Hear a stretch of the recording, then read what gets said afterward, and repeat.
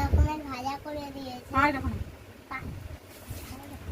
5 রকমের ভাজা করে দিয়েছে। বলো ওখানে বলো কি কি ভাজা বলো?